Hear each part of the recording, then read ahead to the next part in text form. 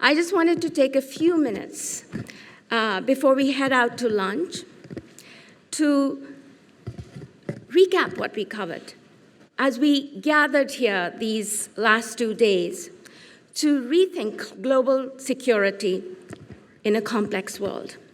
I hope that the discussions just demonstrated that WPS is not a women's issue. It equally concerns and must involve men, that it's a whole of society and whole of government issue, that it's a national security and a leadership issue. We had the Honorable Secretary of the Navy underscore its value as a strategic enabler. We had the President of Kosovo, a woman head of state, and a commander-in-chief. And by the way, she's the second woman head of state of the country. Talk about her nation's struggle for freedom and its path as a net exporter of security, its close relations with the US, and why it considers itself the most pro-American ally in the world. We heard from Dr. Valerie Hudson, words we must never forget. What you do to your women, you do to your nation. We heard music, exhilarating and energizing, and the stories music tells us about women's vital contributions to defense and security. We had our incredible DoD and state gender advisors and those from partner nations conduct 2 outstanding gender analysis activities. A wonderful writer's workshop helping to connect the dots between WPS concepts and its operationalization by national security practitioners and researchers. We learned about gender-based violence, very much a strategic weapon of war used by our adversaries, states and non-state actors. We received leadership insights from the UN about the need for reform within the organization to make it a safe environment for peacekeepers. We learned about cybersecurity, misinformation, disinformation, tech-enabled gender threats that pose a grave threat to the resilience of states and societies. We learned about civil society in defense and security sector from our friends from Finland, how they're preparing for threats from Russia, women's frontline roles in Myanmar's revolutionary and democratic resistance. We took a broader look at maritime security to better understand the threats we face and the need to adapt in response to those challenges.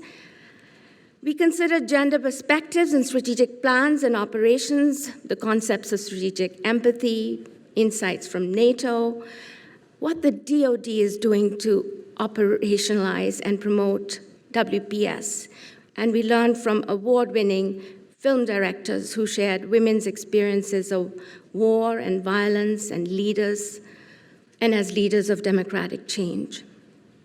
We zoomed in on WPS as an essential toolkit in gaining an edge against our adversaries in a renewed era of strategic competition. Our experts reflected on allyship and leadership and offered so much food for thought and the opportunities for meaningful change and innovation and excellence that women offer to advance greater peace and security. And I ask you, what will be your contribution? As we talk of WPS as a strategic imperative today, but what will be your contribution to making it inherent to how we do security in a few years from now? And finally, ladies and gentlemen, I would like to thank all our experts and speakers for your time and expertise, for traveling from across the US and partner nations far and wide. I would also like to thank my colleagues, the ones you've seen on stage and the ones who have been working behind the scenes. The list is endless. The list is endless, but I have had an army, or I should say a navy, of people helping me put together this program. I couldn't name them all right now because I don't want to delay your lunch. Suffice it to say that this event wouldn't be possible without scores and scores and scores of people across the War College, students, facilities, events, security, the front office, my colleagues, oh my gosh, reservists, I can't tell you, so thank you so much. Thank you so much for your patience. It's time for lunch. Thank you. Thank you. All right. I see that the Admiral. No, stay here. Yeah. Stay here, Dr. Yamin. Hey, you know, and you just talked about what we heard, and honestly, we would not have heard any of these topics the last 2 days without your leadership, your dedication of, yeah, absolutely. Your dedication of reaching out and getting, no kidding, unbelievable panelists to come here, speakers, and honestly, I don't know what you're going to do for the next one, but I truly appreciate it. This symposium has been great. I would like to ask real quick for our female students just to stand up briefly so we see you. If you're a War College student, female, please stand up and be acknowledged. You all are the future. And then for our male counterparts, and I tell you, thank you, ladies, is that this is your time to think critically, right? Had a lot of good conversations. You should be thinking critically because you are leading into the future men and women, whether in your service, the joint force, or wherever you will lead. And this is your opportunity to take the time to build your playbook of how you're going to lead. It was said over here about being a good person. Yeah, it's pretty obvious to be a good person, but if you don't think through those things now, by the time you get into the leadership role, it's too late.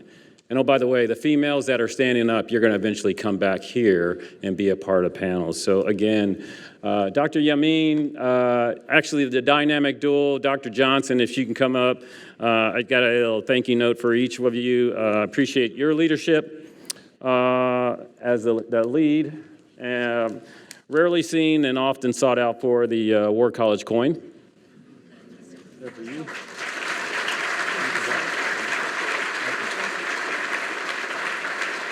And again, we do want your feedback, good, bad, or indifferent. And over to you, Dr. Johnson. I also want to thank especially Commander Matt Garcia-Bregel, who's been my right-hand person as I organize this. Matt, thank you so much.